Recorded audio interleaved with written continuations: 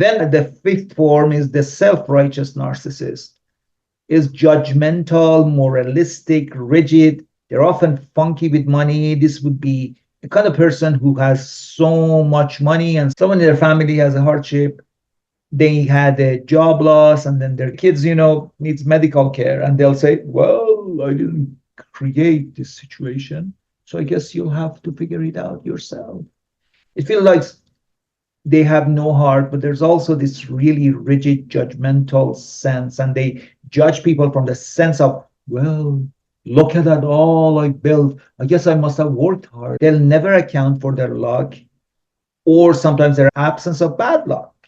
That kind of thing. They will say, if they say dinner is at 6 and you show up at 6:30 because your kid got sick, they'll say, I'm sorry, you already ate.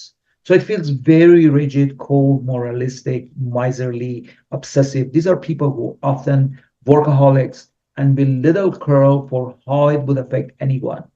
It's like there is workaholics out there who check in on other people, like, I'm going to make time for you. Or once we are done, we are going to do a vacation when this is done, whatever. And they're communicating and people are aware, okay, they're doing this. So we could buy the house or whatever.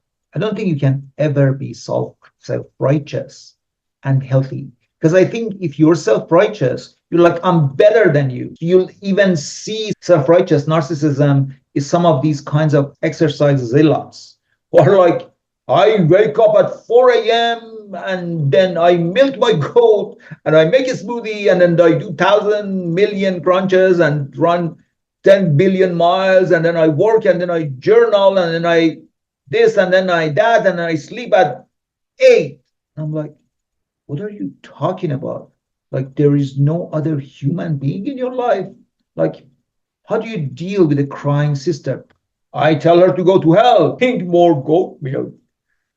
And the reason I'm in shape and I'm going to live to be 900 years old is because I do all this and you don't. You lazy, awful person.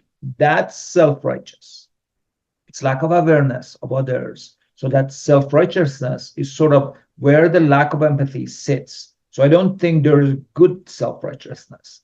I don't think all self-righteous people are narcissistic, but many people said to me that self-righteous narcissism is really what happens in their family of origin. It was a parent, so there would be almost in this unrealistic expectation that the child would adhere to rigid, obsessive rules like, don't touch this, don't do this, don't sit there, eat like this. And so the kid would never get to be a kid.